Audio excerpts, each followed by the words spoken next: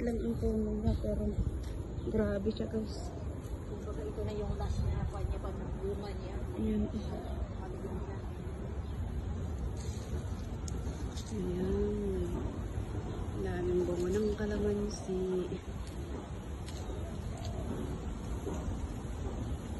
Ito siya oh. Madami ito guys. Bunga niya oh. Mababa pa lang.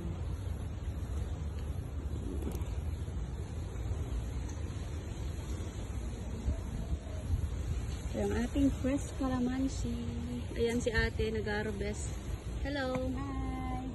Kalamansi time. Ayan, nag-harvest si ate.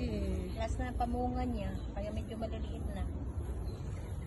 Yung nagbubulak-lak na naman. Maliit lang siya guys, maliit na puno. Ayan siya oh.